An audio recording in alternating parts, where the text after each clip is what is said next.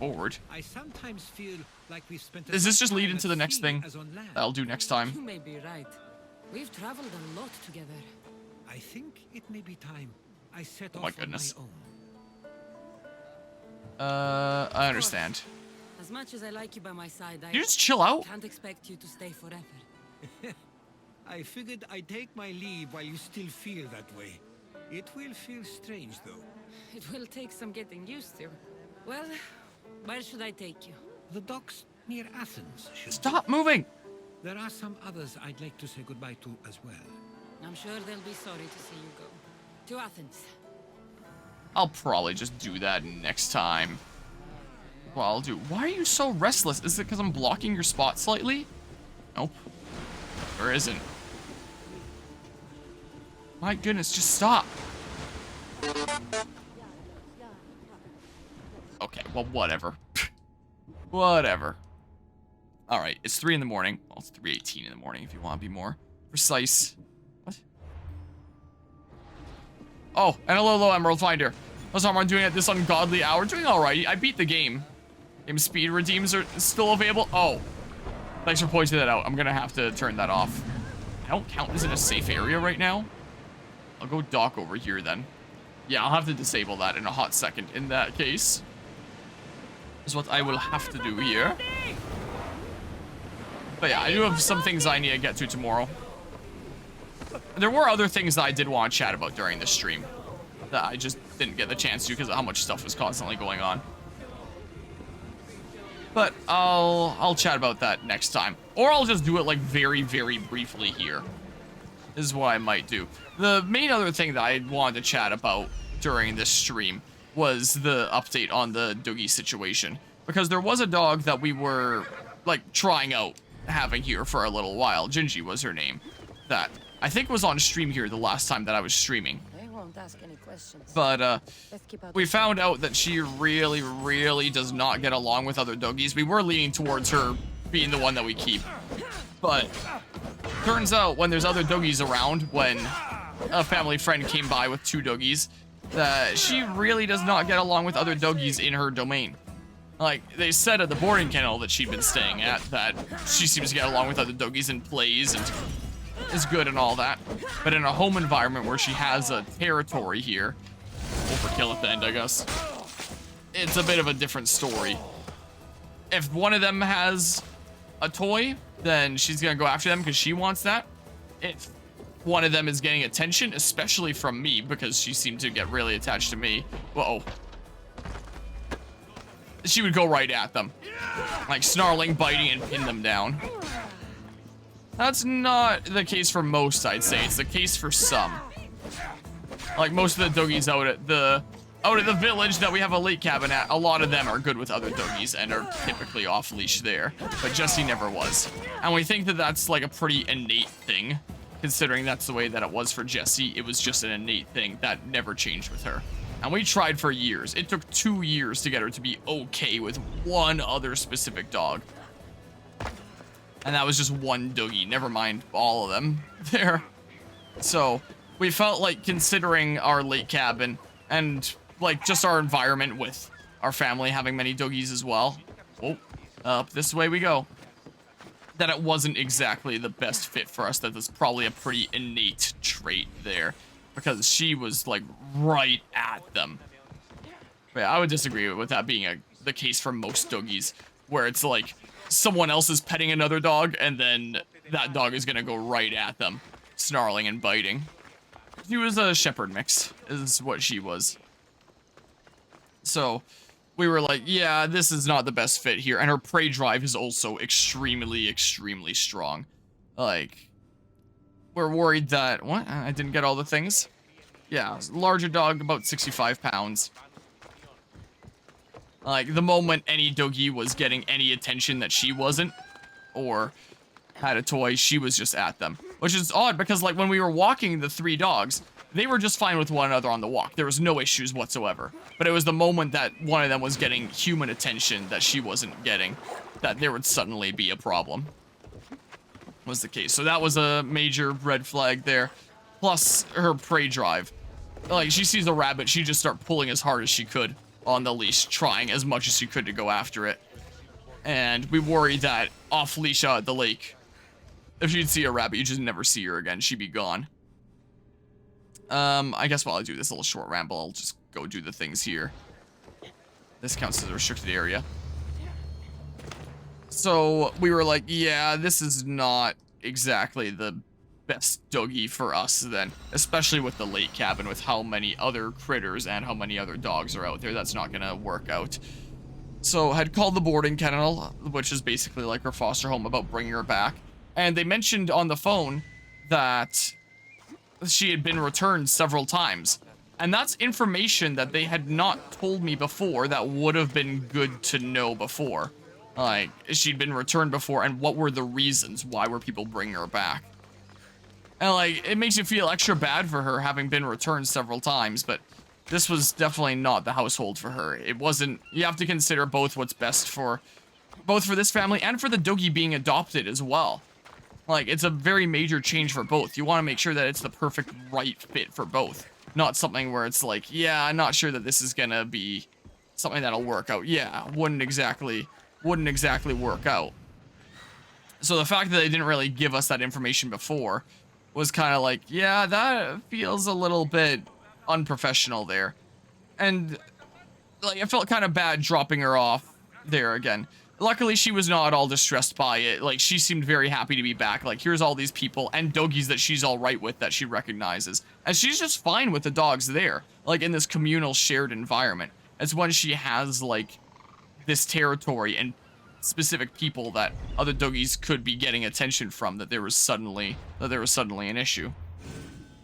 So, like, we brought her back there, and she was trying with all her might to pull on the leash to go see the staff there and some of the other doggies that were around. So luckily it wasn't as hard from that perspective, but she was here for about 5 days, was it total? Because brought her here on Wednesday and dropped her off yesterday. So from Wednesday to Sunday. So yeah, about 5 days. Yoink, I'll take this. And when we dropped her off, they did not ask us at all, why didn't it work? Like, what was the main issue? They just took her and they were like, well, I hope you find the dog that you're looking for, see ya. And it's like, huh, that seems kind of odd that they wouldn't be talking about that or wanting to know that kind of information. Here, and I'll just do this. Well, or not. So my mom and I were kind of thrown off by that. And like, we've been spending a lot of time looking after this doggy for the past several days. And my mom especially was spending a lot of time with her during the 2 days here that I was doing 25 hours of streaming Pokemon X for the charity event. Spending a lot of time taking her on walks, like 3 walks a day during that time.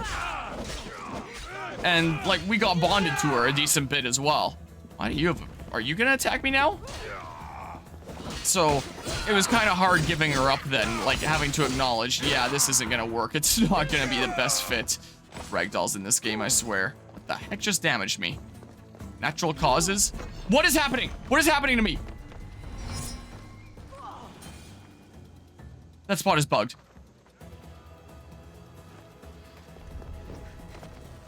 Very careful in that spot. So as we were dropping her off there, my mom was a bit teary-eyed about that. I completed 15 bounties or war contracts. It was really hard for her, and she was saying on immediately getting into the car, like, that we can't do that again anytime soon. Like, that was really hard to do. And not telling us that she had been returned several times and the reasons behind that. Like, if they had just told us that, then we probably could have avoided that in the first place if one of the reasons was because of the really need to go at other doggies.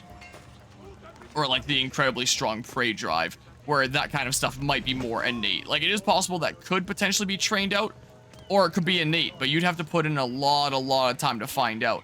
And with Jessie, when it came to the other dogs thing, that was just an innate thing. That never changed with her. And I imagine that it probably would have been pretty innate with her as well. Like, if they had just told us that, rather than letting us, like, take the doggy home and spend some time with her, get bonded to the doggy and the doggy bonded to us, that would have saved a lot of pain on both sides there. If we could have just said from the beginning, with this information, we know that this isn't really going to work out, so we'll keep on searching, rather than taking care of this Doggy for about a week, finding out the traits that way, and then having to take her back, and then also not having any interest in finding out what was the reasons for this, so that we can tell the next person that might be looking to adopt her. Because she could be an absolutely incredible dog for the right family, for someone that likes to be active and would love to take her on runs, someone that is not really going to have her off leash or around other doggies in her domain, maybe just in like a big park space or something like that, who probably isn't going to keep her off leash all that much just in case there's like prey kind of animals around like rabbits, or has the patience for putting in however many years it takes to be able to, months/years, to be able to potentially train that out, if that can be trained out. Which, if it would take years, assuming it could be trained out, we wouldn't really want to be doing that with our lake cabin. What with, again, the way we had it with Jessie out there was just, we had the big gate open at the lake, but she would always stay within the boundaries of the property. She had a very good sense of the territory there, and we were never worried about her running off. That was never a worry.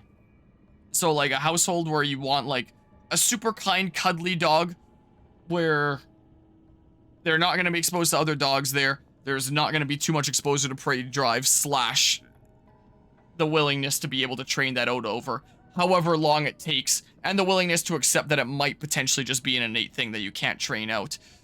Like, because she was like a very sweet, lovely dog otherwise. Like super affectionate, super cuddly, would enjoy sleeping in my bed there.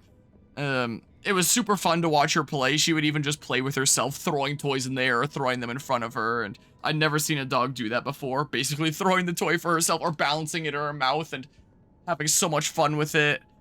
It was super cute to watch. She was really adorable. She was a really sweet doggy. She seems like the kind of doggy that I would really enjoy spending time with, like going and visiting with, or like dog sitting for X period of time or something like that. But it's not going to work out for being the next doggy of this household.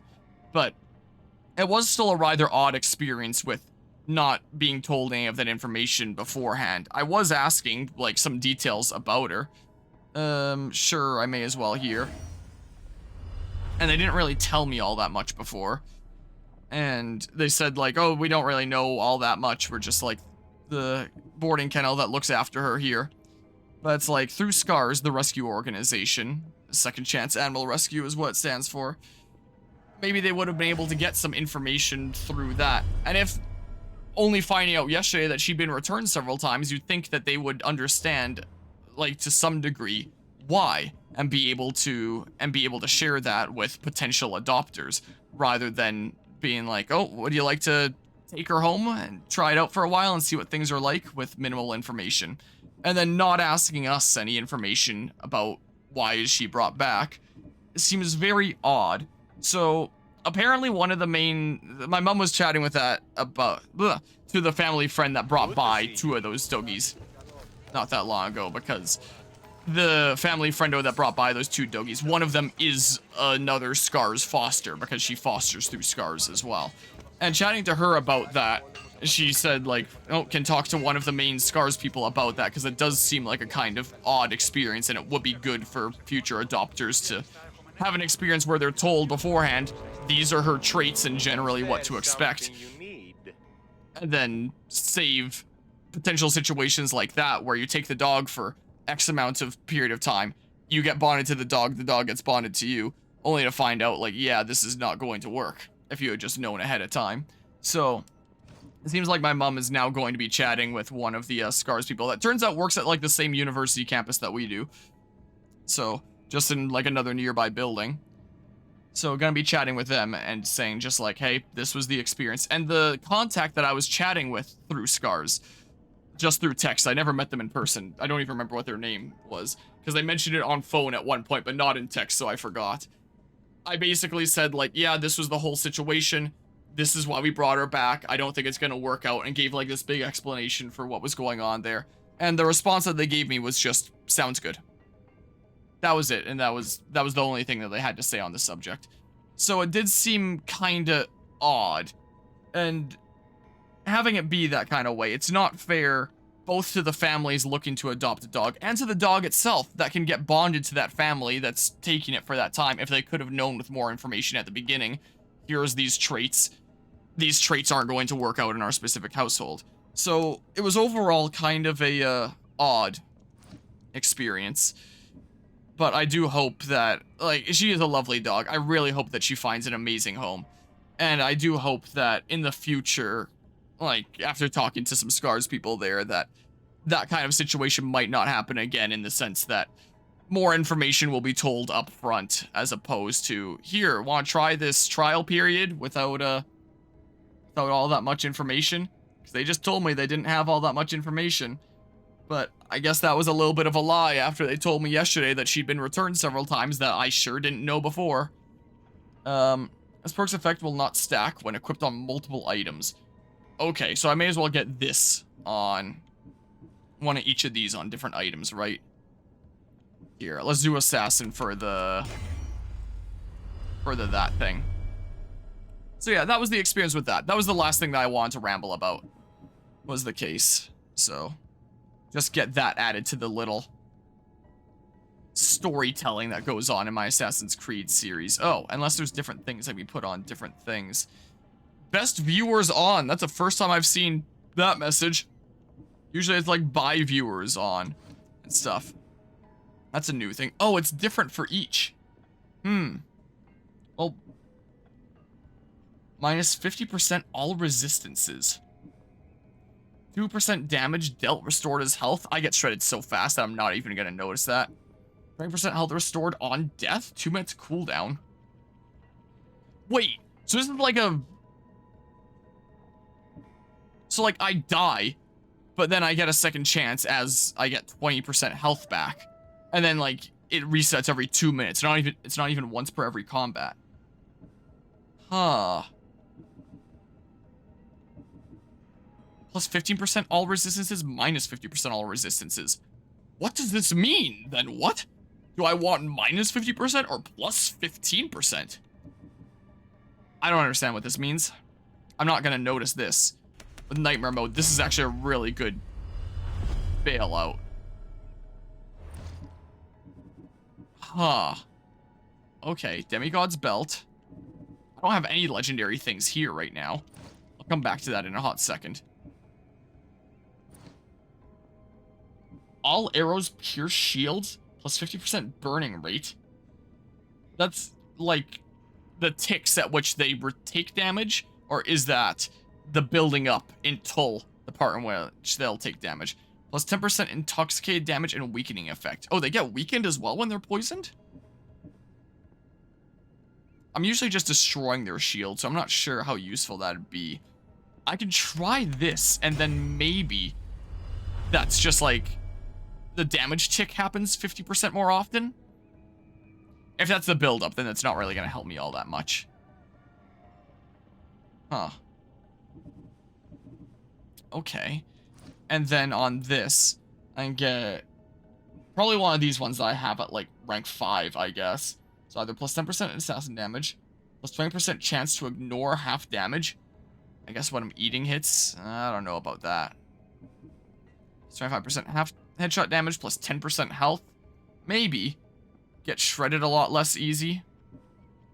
Plus 30% total armor.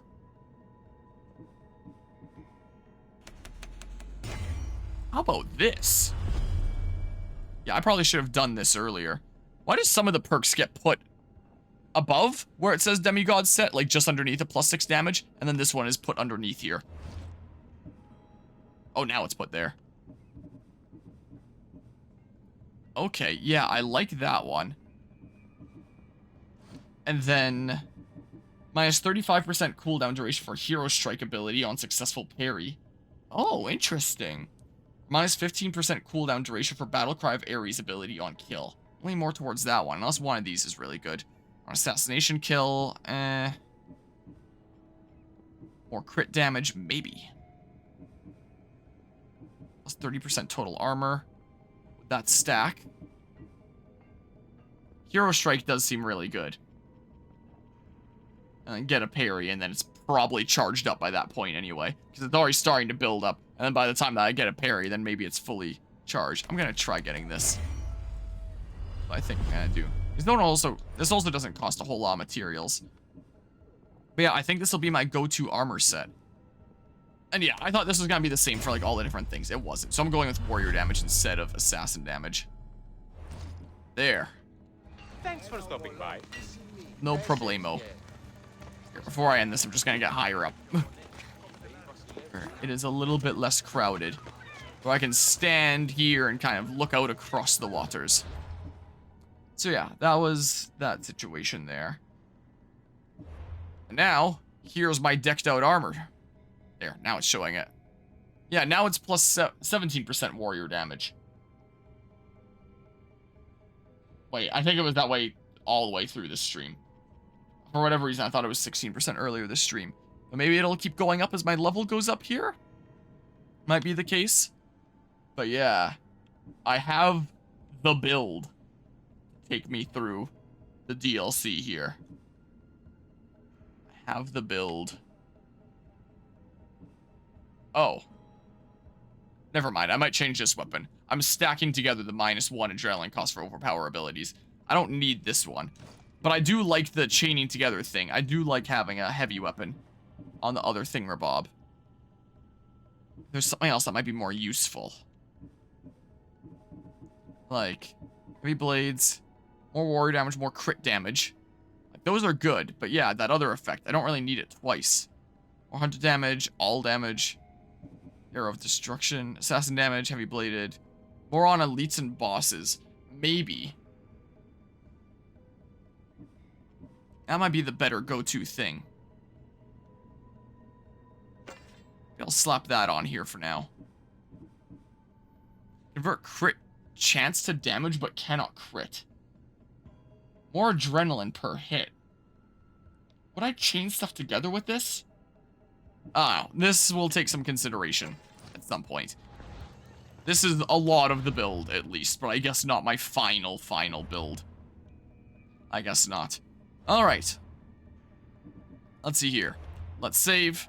So, we beat the rest of the game this stream.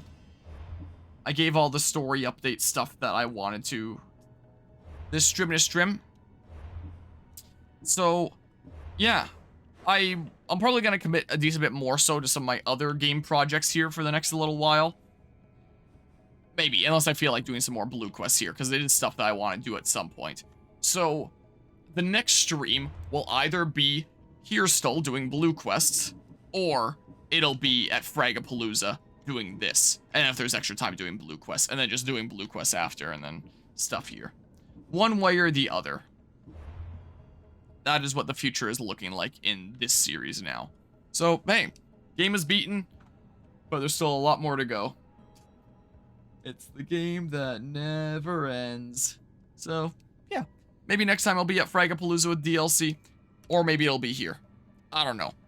Oh, but next time I probably will have the new screens here done. The new ones that I've been drawing, where the lighting isn't as much of a fashion disaster as it is in this screen here. Is what most likely is going to be going on there. So, yeah. Appreciate everyone who stopped by and tuned into the stream here. And who's been tuning into, like, this series in general, what with the amount of times that we've beaten it with the different storylines and stuff now. And yeah, whether next time is here or whether next time is Frag, it'll be whatever it turns out to be. So, until next time, take care and see ya. And hopefully I'll get figured out whether I'm playing Mario and Luigi Partners in Time or Metroid Prime 2 at Fragapalooza.